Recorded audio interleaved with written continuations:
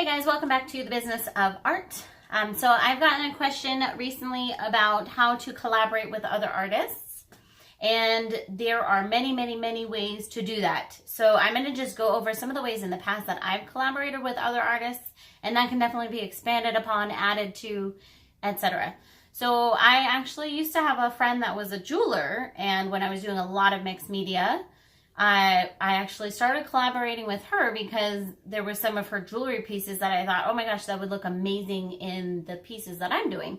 So we kind of got together and drew out, 10 or 15 different painting concepts, and we ended up doing, I think, 5 of them, sold them and split the profit because we both contributed to the idea and to the actual making of it. So that was one way. This was like someone nearby that I could work one-on-one with. And then there is Melly D. If you haven't checked out her channel yet, definitely check it out. I'll put the link in the description. But she's in Canada. So the reality of like flying out there to meet with her and do something was not really real. So I just sent her a message. And mind you, before this, I didn't actually really know her.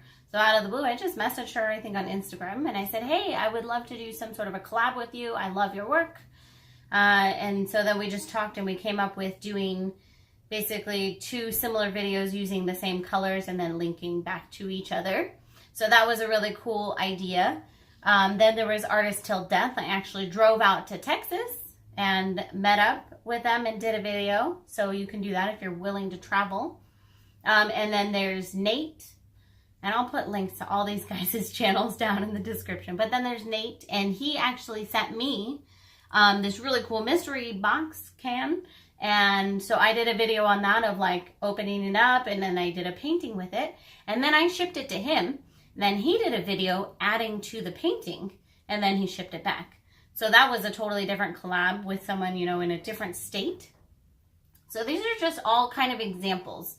So you can either go to them or have them come to you and do something together in person. That's probably the best if possible. Second would be to actually mail each other back and forth something and do that. And then third would be to just do a similar concept together and link up with that. And this doesn't have to be just if you're a YouTuber. I mean, the projects I was doing with that jeweler before, I had no YouTube channel at the time. We just made some cool paintings together. So it is beneficial for any artist to do collaborations. One, because it can definitely help grow your social media, including YouTube if you're on there. It can really help. You're basically sharing audiences. And 2, it gets you outside your comfort zone and outside the box. It really, I think that's even more important, honestly, than even the growing your social media and whatnot, is that it grows you as an artist, because you're going to end up trying something that you probably never would have. Maybe a new color combination, maybe a new product, maybe a new subject, maybe a new technique or method. Either way, you have to work with someone. So it's pretty much always going to be out of your comfort zone, no matter what, you know what I mean? So I think that's great. It can be nerve-wracking, but it's also a lot of fun, and you really can learn from it. So I definitely highly recommend that anyone does collaborations with as many other people as they can in whatever ways, and think of all the different ways you can collaborate with someone.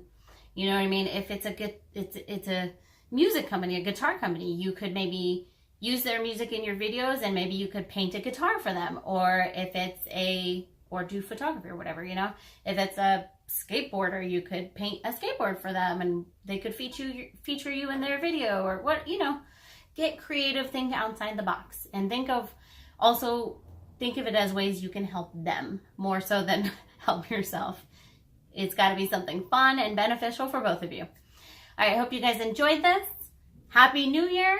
Don't forget to subscribe, and I'll see you next time.